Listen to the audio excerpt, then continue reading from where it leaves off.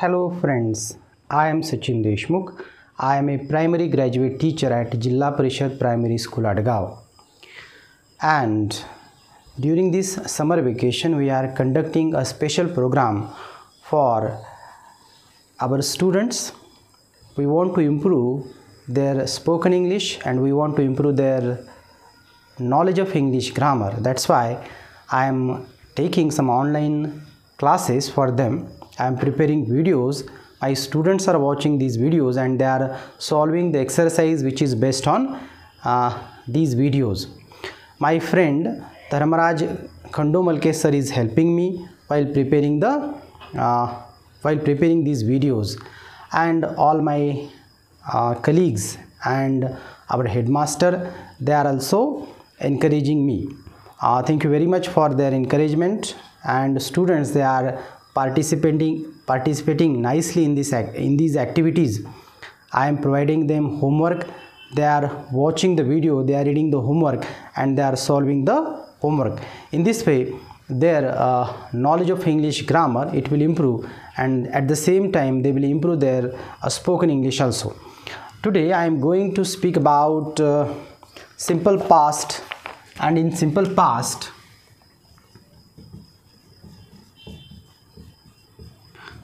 I will speak about verb to be. Verb to be, as far as simple past is concerned, the forms of verb to be are was and were. Was and were. So today we will make use of was and were in our sentences. First of all, I will write affirmative sentences. सुरुवातीला मी काही होकारार्थी वाक्य लिहिणार आहे. Affirmative sentences, ज्याला आपण मराठीमध्ये होकारार्थी वाक्य असं म्हणतो. Affirmative sentences. आता या ठिकाणी आपल्याला लक्षात ठेवावं लागेल की जर कर्ता आय, ही, शी, इट किंवा सिंग्युलर नाउन असेल तर आपल्याला, किंवा singular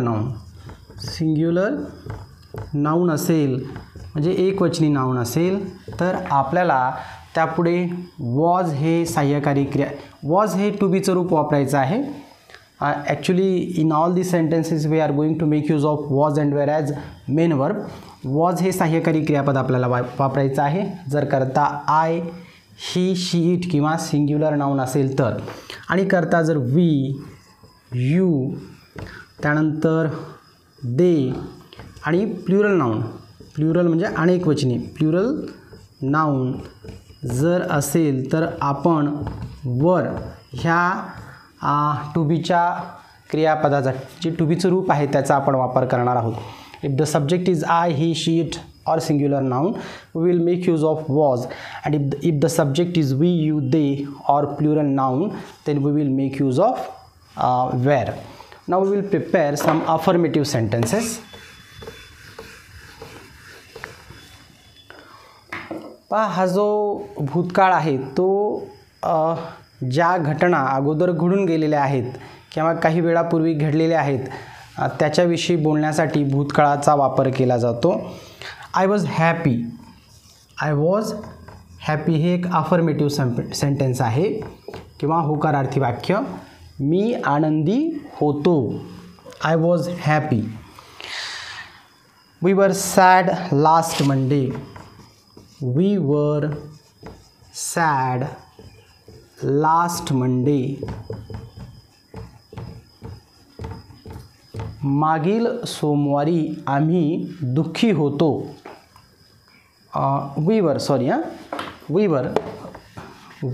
sad last Monday. We were sad last Monday. मागील सोमवारी किंवा मागच्या सोमवारी आम्ही दुःखी होतो. You were angry this morning. You were angry this morning. आज सकाळी तू दुःखी होतास. आता यू सिंग्युलर असो किंवा प्लुरल असो आपल्याला त्याच्या पुढे वरच वापरायचं आहे. You are angry this morning. आज सकाळी तू ॲंग्री म्हणजे रागावलेला होतास. You are angry this morning. आज सकाळी तू रागावलेला होतास. आता जर अनेक वचनी घ्यायचं असेल तरी यूच्या नंतर वेअरच घ्यावं लागणार आहे. You were busy yesterday.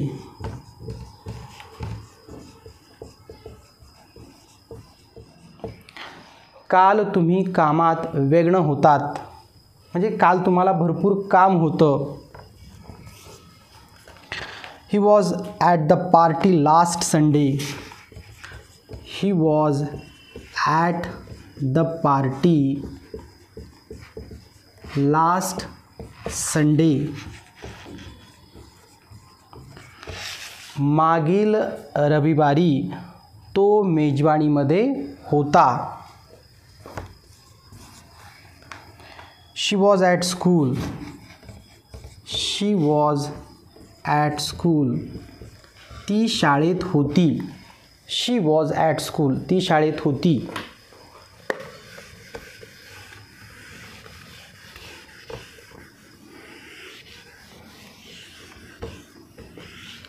पुढील वाक्य आपण अभ्यासूयात. It was in the garden. It was in the garden. ते बागेत होतं. It was in the garden. ते बागेत होतं. दे वर इन द क्लास. दे वर इन द क्लास. ते वर्गात होते. दे वर in the class. Kedar was in Kolhapur last Monday. Kedar was in Kolhapur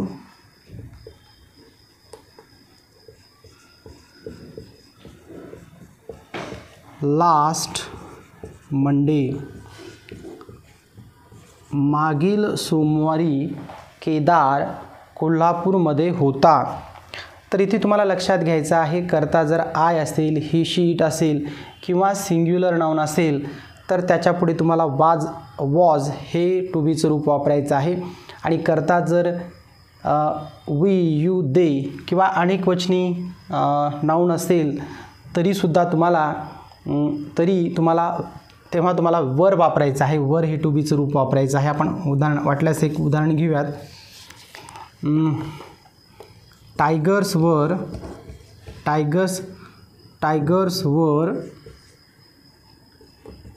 in the circus. Tigers वर इन द सर्कस. सर्कसमध्ये वाघ होते. इथे प्लुरल नाउन आहे पहा, त्यामुळे आपल्याला वर वापरायचं आहे. टायगर्स वर इन द सर्कस. सर्कसमध्ये वाघ होते. अशा प्रकारे आपण अफर्मेटिव्ह सेंटेन्सचा अभ्यास केलेला आहे. यानंतर अफर्मेटिव्ह सेंटेन्सेस म्हणजे होकारार्थी वाक्य. यानंतर आपण काही नकारार्थी वाक्यांचा अभ्यास करणार आहोत, ज्याला इंग्रजीमध्ये निगेटिव्ह सेंटेन्सेस असं म्हणतात किंवा शॉर्टमध्ये निगेटिव्ज असं सुद्धा म्हणतात. नकारार्थी वाक्य किंवा निगेटिव्ह सेंटेन्सेस. आता नकारार्थी वाक्य कशी तयार करायची आहेत? तुम्हाला वॉचच्या नंतर नॉट वापरायचा आहे किंवा वेअरच्या नंतर नॉट हा शब्द वापरायचा आहे. आपण नकारार्थी वाक्य तयार करूयात. I was not angry. I was not angry. मी रागावलेला नव्हतो. आता हेच वाक्य आपल्याला कॉन्ट्रॅक्टेड फॉर्म वापरून सुद्धा तयार करता येतं. वॉज नॉटचा कॉन्ट्रॅक्टेड फॉर्म आहे वॉजंट. I wasn't angry. मी रागावलेला नव्हतो. त्यानंतर पुढील वाक्य आपण लिहूयात. We were not at home. We were not at home. आम्ही घरी नव्हतो. हे वाक्य आपल्याला अशा पद्धतीनं सुद्धा लिहिता येईल. We weren't at home. We weren't at home.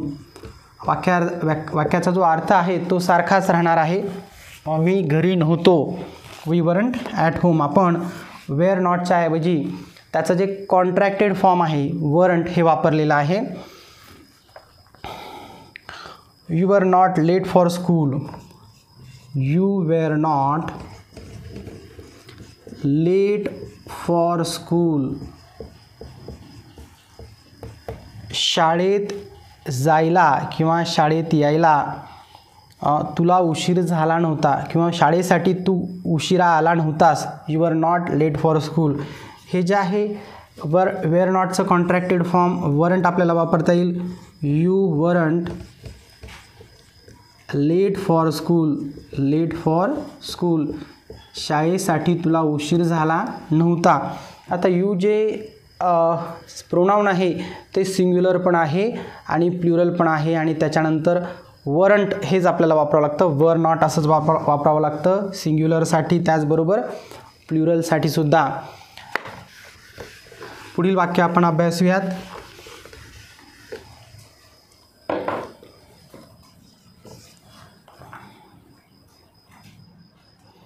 You were not here yesterday. You were not here yesterday. काल तुम्ही इथे नव्हतात. हे वाक्य आपल्याला कॉन्ट्रॅक्टेड फॉर्म वापरून असं लिहिता येईल. You weren't here yesterday. काल तुम्ही इथे नव्हतात. पुढील वाक्य आपण अभ्यासूयात. He was not a soldier. He was not a soldier. तो सैनिक नव्हता. He wasn't a soldier. He wasn't a soldier. या ठिकाणी आपण वॉज नॉटचं जे शॉर्ट कॉन्ट्रॅक्टेड फॉर्म आहे वॉजंट त्याचा वापर केलेला आहे. He wasn't a soldier. She was not in Pune yesterday. She was not in Pune yesterday. काल ती पुण्यात नव्हती. हेच वाक्य आपल्याला अशा पद्धतीने सुद्धा लिहिता येईल. She wasn't in Pune yesterday. वाक्याचा अर्थ सारखाच राहणार आहे. ती काल पुण्यात नव्हती.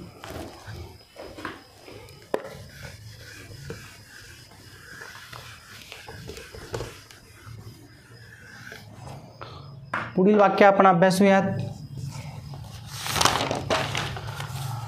It was not small. It was not small. ते लहान नव्हतं. ती वस्तू जी असेल ती लहान नव्हती. किंवा एखादा जर प्राणी असेल प्राण्याविषयी सुद्धा आपल्याला इथे प्रोनाउन वापरता येईल. तो प्राणी लहान नव्हता. So it wasn't big. It wasn't small. Sorry, it wasn't small असंच आपल्याला करावं लागेल. कारण आपण इथे फक्त जशाला तसं लिहित आहोत. It was not small. तो लहान नव्हता. It wasn't small. वॉज नॉटचं जे कॉन्ट्रॅक्टेड फॉर्म आहे ते वॉजंट आहे, ते आपण वापरलेलं आहे. दे were not tired. They were not tired. ते थकलेले नव्हते किंवा ते थकले नव्हते. They were not tired. They weren't tired. They weren't tired. तर मित्रांनो, तुम्हाला लक्षात आलं असेल की जर आपल्याला सिम्पल पास्टमध्ये वॉज आणि वेअर वापरून, सिम्पल पास्टमध्ये टू बीचं रूप वॉज आणि वेअर वापरून जर नकारार्थी वाक्य तयार करायचे असतील तर वॉज नंतर आपल्याला नॉट वापरावं लागेल आणि वेअर नंतरसुद्धा नॉट वापरावं लागेल. वॉज नॉटचा कॉन्ट्रॅक्टेड फॉर्म वॉजंट असा असेल आणि वेअर नॉटचा कॉन्ट्रॅक्टेड फॉर्म वेअरंट असा असेल. तर इथे आपण काही नकारार्थी वाक्य अभ्यासलेली आहे. परत आपण एक वाक्य अभ्यासूयात. Ganesh was not thirsty. Ganesh was not thirsty. Ganesh तहानलेला नव्हता. थर्स्टी म्हणजे तहान लागणे. Ganesh was not thirsty. Ganesh तहानलेला नव्हता. Ganesh wasn't thirsty. Wasn't thirsty. अशा प्रकारे आपल्याला वाक्य तयार करता येईल. हे सर्व नकारार्थी वाक्य आहेत. त्यानंतर आपण प्रश्न कसे तयार करायचे त्याचा अभ्यास करणार आहोत. आता प्रश्न तयार करताना काय करावं लागेल? प्रश्न तयार करताना वॉज, वेअर आणि जो कर्ता आहे त्याची जागा बदलावी लागेल. तुम्हाला वॉज सुरुवातीला घ्यावा लागेल किंवा वेअर सुरुवातीला घ्यावा लागेल, जेणेकरून प्रश्न तयार होईल. Was I sad in the morning? पहा, was I sad in the morning. तुम्ही हा प्रश्न कुणाला तरी विचारत आहात, सकाळी मी दुःखी होतो का? सकाळी मी दुःखी होतो का? तर ह्याचं उत्तर यस किंवा नो असणार आहे. तुम्ही जर दुःखी असाल तर समोरचा म्हणेल हो, नसाल तर नो म्हणेल. तर आपण होकारार्थी उत्तर देऊयात. मग उत्तर असेल yes you were. Yes you were. आता यूच्या नंतर वेअरच येत असतं. सिंग्युलर असो अगर प्लुरल असो, यूच्या नंतर आपल्याला वेअर हेच क्रियापद वापरायचं आहे, टू बीचं रूप वापरायचं आहे. Was I sad in the morning? मी सकाळी दुःखी होतो का? Yes you were. हो, तू होतास. असं होकारार्थी उत्तर येईल. Were we angry? Were we angry? आम्हाला राग आला होता का? होकारार्थी उत्तर असेल तर यस यू वर असं येणार. Yes you were. समोरचा उत्तर देईल. Were you at church yesterday? Were you at church yesterday? आता तुम्ही समोर जो व्यक्ती आहे त्याला प्रश्न विचारत आहात, काल तू चर्चमध्ये होतास का? आणि तो जर असेल तर तो काय म्हणणार आहे? Yes I was. Yes I was. हो, मी काल चर्चमध्ये होतो. यस आय वॉज असं उत्तर येणार आहे. पुढील प्रश्नाकडे आपण जाऊयात.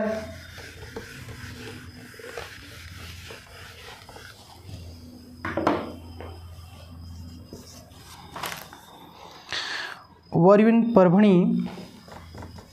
Were you in Parbhani? Were you in Parbhani the day before yesterday? The day before yesterday? The day before yesterday म्हणजे परवा. परवा तू परभणीमध्ये होतास का? Were you in Parbhani the day before yesterday? तुम्ही जर असाल तर तुम्ही उत्तर देणार यस. यस असाल तर यस उत्तर येणार आहे आणि नसाल तर नो येणार आहे. No we weren't. नसाल तर नो उत्तर येणार. नो उत्तर असं तुम्ही देणार. असाल तर यस देणार. No we weren't.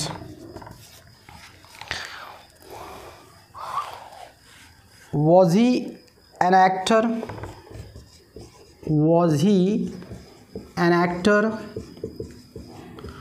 तो अभिनेता होता का? Yes he was.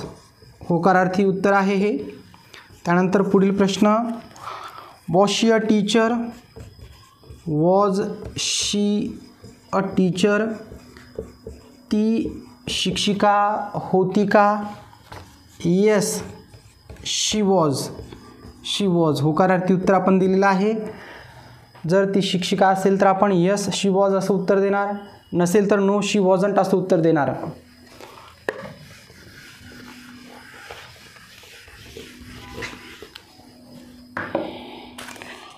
Was it very easy? Was it very easy? Was it very easy? ते खूप सोपं होतं का? जर नसेल तर आपण असं उत्तर देणार नो इट वॉजंट. ते सोपं नव्हतं. एखादं गणित वगैरे असेल आणि त्याच्याविषयी जर तुम्हाला तुमचा मित्र प्रश्न विचारत असेल, वॉज इट व्हेरी इझी? जर ते अवघड असेल तर तुम्ही काय म्हणणार? No it wasn't. No it wasn't. नव्हतं, ते सोपं नव्हतं. वर दे ऑन द प्लेग्राऊंड? वर दे ऑन द प्लेग्राउंड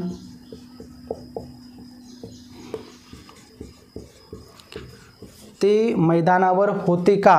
ते जर असतील तर yes they were, yes they were असं उत्तर येणार आहे.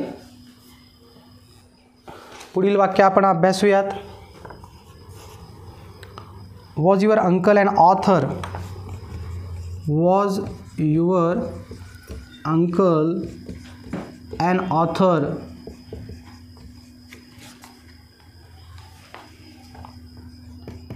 तुझे काका लेखक होते का?